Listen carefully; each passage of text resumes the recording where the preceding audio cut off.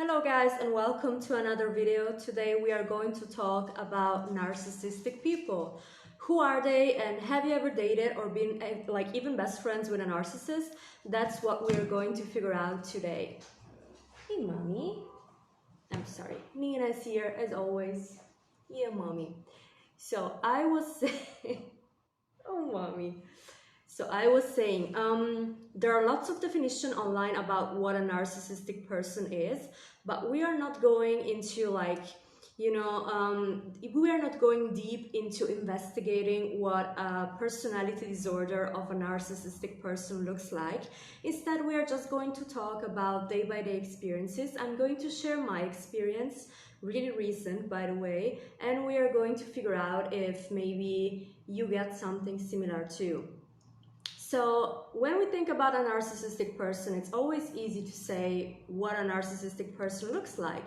So it's always a person who talks about they are people who always talk about themselves. They are really secure, they are charming and often really smart, and they know they are, and that's what they play on. And that's actually really charming at the beginning. So when you meet a charming person, you do not think right away, okay, I'm meeting a narcissist, I'm having dinner with a narcissistic man.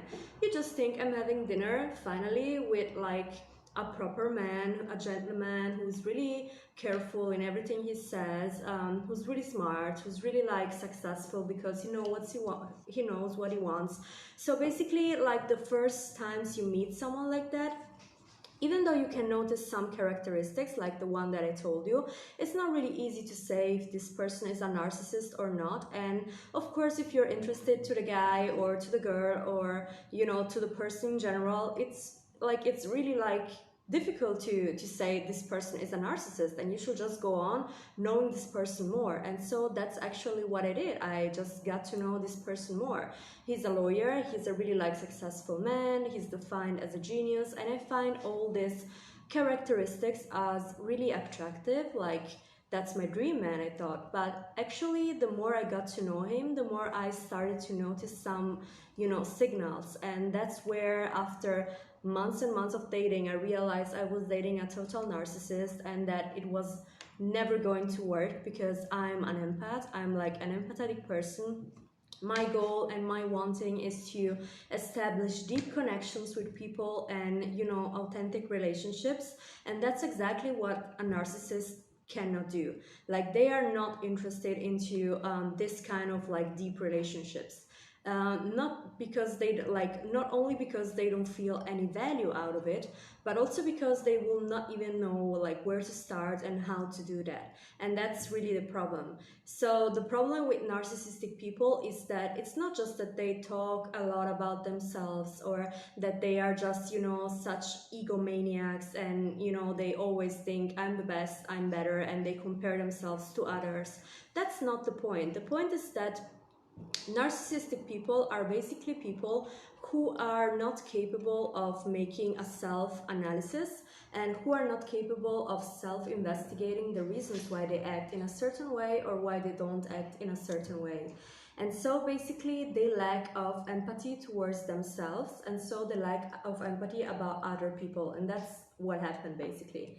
And so everything was going fine with this person, with this man. We were dating, we were going to dinner, and he had a million passions, like, oh, we should go, I don't know, helicopter riding or piloting, or we should go, I have a horse, we should just go horse riding, we should do this, we should go to Istanbul, we should go there. He had so many plans, and it got me all excited, and we had this amazing exchange between each other. And it was we exchanged messages through poetry, and I found it so sweet and so romantic, because who does that in 2021? Who does that? And so I had this amazing man. He was unreachable to the majority of the people I knew, but with me he was kind, he was open, he was even telling me about his past and his family and his traumas, and we were really bonding, and he was so exciting to be with, and we exchanged poetry. It was the cherry on the top of the high, and I was like, wow, this is amazing. That's what I want from a man. And I was really giving 100%. So I was really committing to write back every time he texted me, to not just write, okay, yeah, just stupid messages, but I was really trying to add some value to it. So I was really like, even in my own thinking, like during the day, like if I, for example, thought about something cool, I will write it down and then maybe send it to him later as a text. And I was really like opening up and feeling vulnerable. And so inevitably we got to the point where after a couple of months we just saw each other one time, because we do not live in the same city. And so what happened was that I'm not willing to call them feelings, because I don't think I had feelings, but I still think I was like really involved, and I thought about this person a lot. So I was really like wanting to go deeper with this person. And so I was starting to feel frustrated because we never met, like apart from one time in person and other times in the law firm, like we never met again. And it seemed like difficult to meet again, not just because of the distance, but because like it seemed to me that I was the only one having this interest. So I was confused. So why is everything going so great, so well, and then we don't meet again? Like, that's strange. But you keep texting me every day, sending me poetry, telling me how much you like me, and telling me how much like the vibe was special between us. And that was really strange, and I could not really give myself an explanation. And so Nina honey, come here.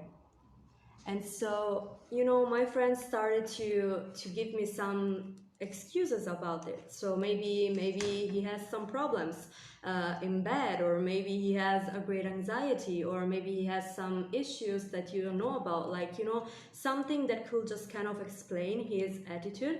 But the more I, the more the time passed, the more I felt the urge to really express myself and to be honest. And so I sent him a text saying, hey, I really like you. I think we are just spending like a really nice, like not even time together, but I think we are getting to know each other in a really nice way. And I would like to get you to know you more. I would like to involve you more in my life, and I will be more like, I will want to be more involved in your life. And he replied, just texting me with a video where he was training to show me how good he was. And that's where my light went on, like ding, or my ring bell, whatever. I just had like an epiphany, and I was like, oh my god, I'm dating such a manual narcissist, and I didn't even realize it before. That's crazy. So what happened basically is that since I'm looking for healthy boundaries and relationship, opening up to a person after months of texting, and after realizing that I liked this person. So I was feeling vulnerable, but I was okay with it, and I wanted kind of like us both feel in that condition, But instead, like when I made a demand about my emotional needs and about my needs in general, he didn't know how to take it. And that's where the narcissist kicked in, because it's not just that he didn't know how to take my message or how to respond, which any like empathetic person could have found like an answer to, but he was not even willing to do it. He was just willing to show me again how good he was, because everything he wanted from me was validation. He wanted admiration. He wanted this rush, this hype, this exchange from the times that we talked, and he felt like finally understood, even on an intellectual level, because we could talk about everything. And he liked me like physically a lot, he told me. So he just saw me basically as the ultimate drug, because that's what narcissistic people do. They don't see you as a person who has values, who is like someone with whom they could build something. They just see you as some sort of like entity that can give them pleasure in so many ways. It can be an intellectual pleasure, it can be a boost to their ego. And so he basically was just saying, look, I don't even know what you're talking about. I don't care about what you feel, what you don't feel. I just want to show you how good I am. I just want your praise. And that's where I just, completely disappeared. And the best decision I've ever made. And I have to say it was not easy for me, because unlike him, I was getting attached to this person. I was started to feel some feelings.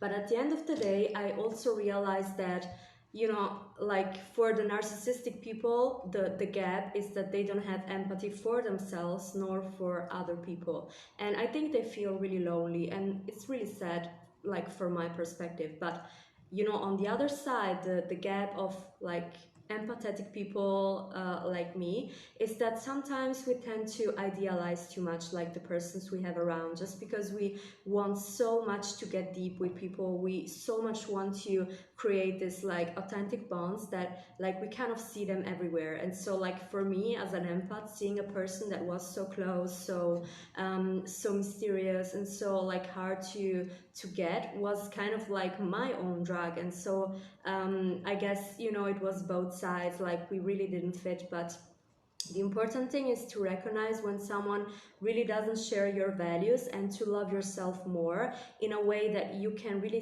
take a step back, no matter how involved you are. Because the most important thing for you is to like look for yourself and for your own like well-being. And if I hadn't done that, I would have become like, you know, a codependent person to this narcissist, and he would have been the most happy like on earth, because a narcissistic person wants a person like us that just, you know, follow them, praise them. And because we are so emotionally involved, for us it's so difficult to kind of get away when we are already involved. So that's the thing that I will suggest you to do if you like find the strength to do it, because that's actually what my savior was, like this capability of going out like of my personal perspective and seeing the situation for what it really was. And once I realized that it was actually nothing, that I was actually, you know, dreaming about something that was never there. And as much as it hurts, like, you know, it's always better to know the truth and to accept like an ugly truth than, you know, a fantasy that doesn't exist. Because at the end of the day, an ugly truth will just make you suffer for a while, but then it will end. But you know, a fantasy that is really not corresponding to reality is going to make you suffer so much more. So I hope you enjoyed the video, and I will talk about this more in other videos. And I hope to see you. If you like it, since the channel is brand new, just subscribe or comment or push on the like button, and I hope to see you on my next video.